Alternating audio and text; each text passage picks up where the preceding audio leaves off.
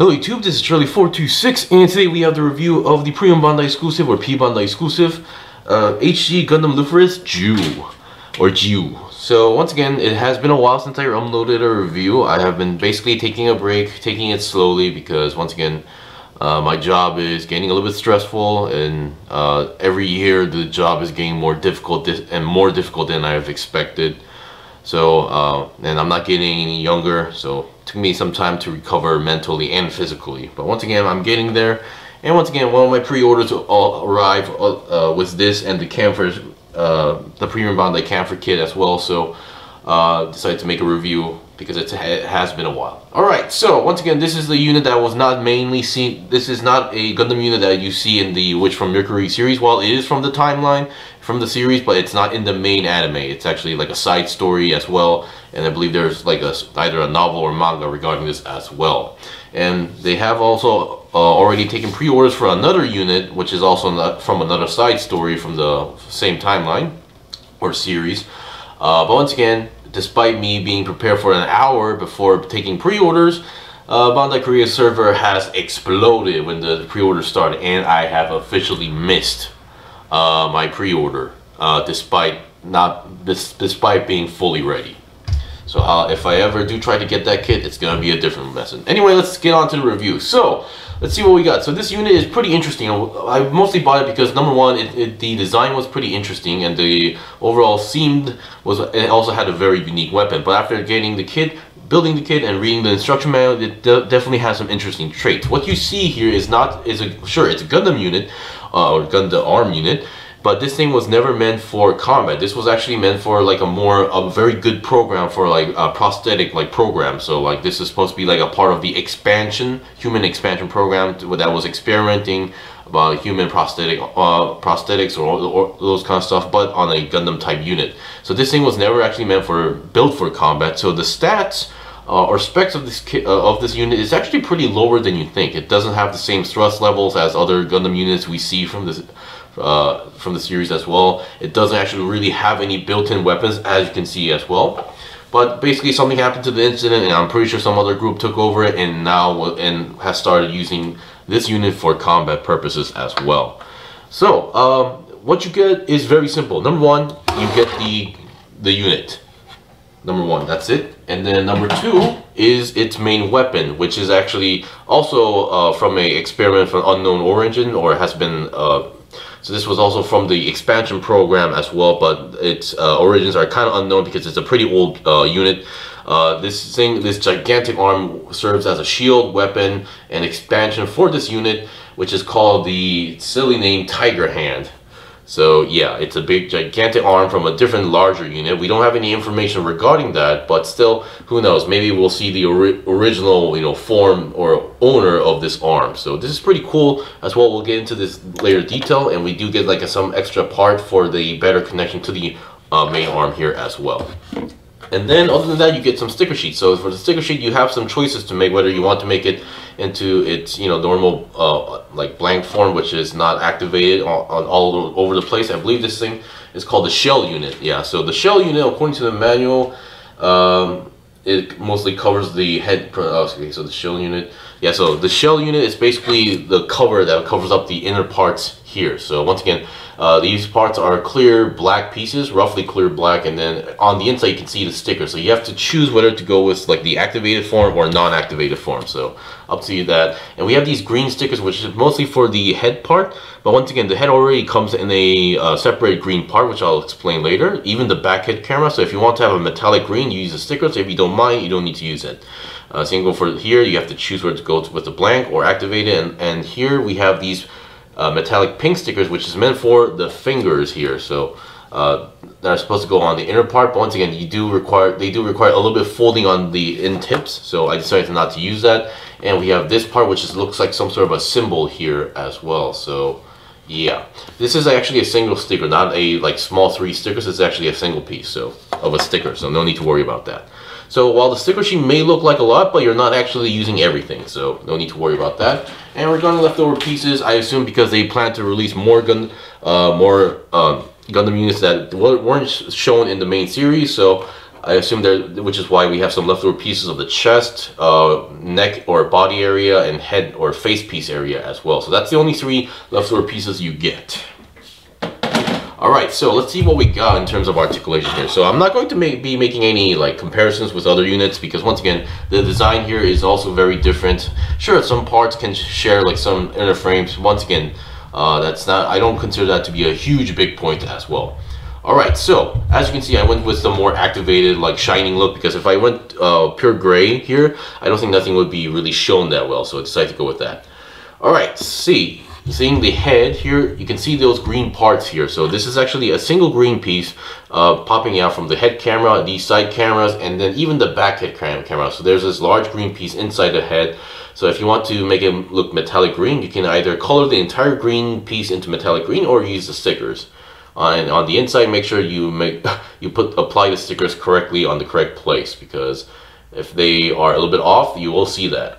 But once again, the good thing is that unlike the old HG Gion from G-Reconquista, this one actually has a face sticker, but on top of it, you put a clear plastic piece for protecting the sticker as well. So that is very good as well. So head can go down that much, up that much, very well done. And then 360, I would say not possible, because the neck joint is actually colliding with the head. So you can go about roughly almost 90 degrees to the side. I would say maybe 85-ish.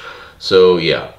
You do have you can see the separate neck joint, which allows the head to move a little bit more upwards as well. So keep that in mind. And if you want to make it look right, make sure you're making that look straight at all times. Alright, so for the main body, once again, same principle. You have a sticker inside there as well, protected even on the shoulders, only on the front. The back part does not have those. So the body actually has a pretty stable ab crunch as well. Give me a moment. I'm not sure why my camera's having so much trouble. There we go. So you do have an ab crunch here. You can see there's actually a small gap that is controlling how much amount that the ab crunch can go. And then going to side, not so much. And then I believe there is that, yeah, it's a stiff rotation, but going 360 is also possible. So pretty well done. You can see actually right now, this is a very simplistic looking design, because once again, this was not made for combat at all. This is not like combat, this is not a military use unit. So you can see there's no built-in weapons, no Vulcans, no beam sabers on the back, no weapons at all. So it's a very unique case as well. Now for the arms, we do have the main ball joint connection here, so you can pull it out, go a little bit outwards as well. So forward and backward movement is present. 360, no problem at all. And then going to the side, roughly about 90 degrees is possible. I mean, you could technically control the inner part here, because the ball joint is like, there's a front connection here. I want to get a little bit stiff on mine, but going to the side 90 degrees is pretty much possible. And bend wise, more than 90 degrees is possible. And you can see the arm here, you can see this part is actually on the side, not on the back like a typical unit. So that's once again a very smooth looking design. Hands are your typical ball jointed hands, go 360 is possible as well. And then you can rotate this part if you want to do so. And you can see these holes here. This is actually a very obvious connection. It may look like an obvious connection, but actually no. This is not like a shield connection. You can see there's no peg here. So this is actually, these holes are actually meant for this small piece. So kind of interesting as well. And then looking at the back here, nothing too special. You can see there's no weapons, actually no thrusters on the back when you think about it as well. You have this piece which is actually connected as a big gigantic ball joint, but once you have it in, it's not going to be coming out that easily. So there we go. Oh, I actually kind of forced it, but yeah, you can see it's not one of those easy ones that you can pop out. So you might need to put a little bit of strength when you pull it, but once again, it's a perfect fit there as well. So once you push it all the way in, there's no movement, but if you pull it a little bit out, push it in, there is a little bit of wiggle you can give as well. So yeah. Alright, and then nothing too special on the back. The thrusters, you can see thrusters on the legs. Now looking at the leg area, so there's no front skirt or side skirt or even a back skirt as well. It's pretty much a naked type thigh area or waist area. So side swivel is present as well. Side swivel is present, and then going forward 90 degrees, no problem. Backwards, also no problem. And going to the side, roughly 90 degrees is also possible as well. So if you want to do any kicking motions, you should have no problem as well. Looking at the legs here, these yellow parts are separate pieces, very well done. And then bend-wise, you do get a pretty nice bend, so no big deal. These thrusters on the side do not rotate, so don't try to force them. And then the feet are one of the more fragile joints that some units from which from Mercury kits actually have some issues with regarding stability. Is that these are one of those C-clip type ankles, so do be careful. So do not try to rotate as well. Don't rotate it, and when you're applying the feet, do not push it down as well, because that could actually break the C-clip. I actually almost had that incident some time ago. So regarding that, so you can go forward and back. Oh, actually this way would be easier. You can go forward and back. Oops. Yeah, so that's the kind of a downside of a C-clip. So backwards is also possible, and then I believe this front part section here does have a little bit of a wiggle here, so if you want to reposition the feet if you want to. And then for posing purposes, so obviously you do not want to bend the C-clip out. You have to rotate the front feet like this for posing, and the back section as well you have to turn it as well. So for any pivot joints, you have to utilize both of the front part of the feet and the back part of the feet. So yeah, but if you consider that, it has a very good amount of pivot joint angle. So voila. Alright, so that is pretty much it for the base unit. You can see it's a very simple looking design. So depending on your taste on like mobile suits, this may not be for you, because I'm pretty sure I know out there are people who prefers like units that has a ton of weapons or a ton of thrusters. This is not one of those things. Alright, so now we're going to be showing you the tiger hand. I keep calling it the tiger arm for some reason, but still. Alright, so just looking at this, so this is just like an extension part, so you can have a stable connection to the main unit, but it has to be on a certain angle. But either way, you can use this either on the left arm or on the right arm, because you can actually rotate the lower section here. So it's your preference, and here's one of those stickers that we've used. And once again, this part also has the black clear piece cover that's covering up the stickers top and bottom as well, so no need to worry about that. And even on the inside part here has stickers, but covered up by a clear black piece, and for some reason we have this white part that has this symbol, which we do not know what this means. So this arm piece itself, it does bend, but you need to actually pull out. You have to like slightly bend while pulling out slightly. You can see there was like some sort of extension there, so pull it out and then you can fold. Now this is supposed to be like, this is supposed to work like a shield or something like that, so depending on how you hold it.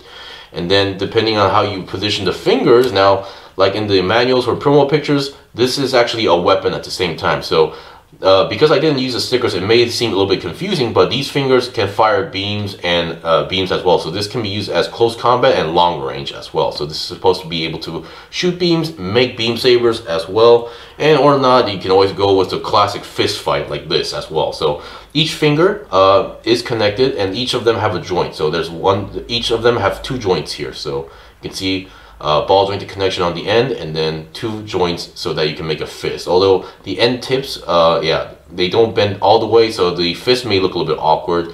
The thumb is just a single piece as well, so no need to worry about that.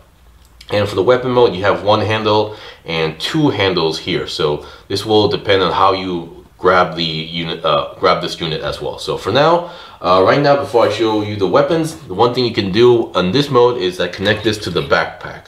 And this is supposed to, I assume, is supposed to work like a thruster unit, because these things have thrusters, and since the main unit does not have any thrusters, yeah, this will be like that. So it's a little bit goofy in this form, and it does make it a little bit back heavy. So make sure you balance the kit very well. But yeah, so all right, I'll be right back with the first demonstration. So I'll be right back. Okay, I'm back. So here we have the first demonstration. I wanted to get rid of this as soon as possible, because there is no way I could just replicate the one that is in the manual, because it just did not make any sense.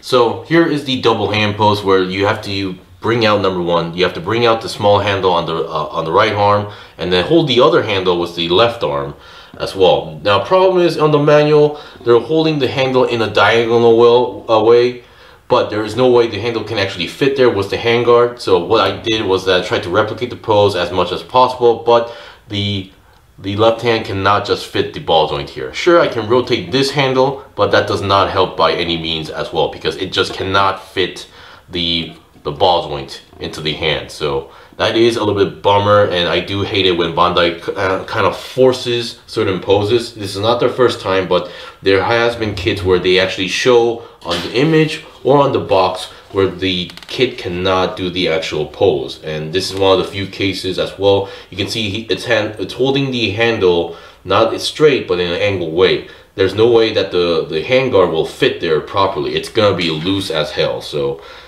do be aware of this kit as well, unless I am doing something wrong, because I'm not the best guy when it comes to poses. But once again, I do like this concept weapon, and I am going to try to utilize or find a different pose that I can find more properly as well. And as you can see, being forced to do that, the handguards are popping out like crazy. So this is the only downside I have regarding this kit, regarding this specific pose. But the rest of the kit, I have no issues as well.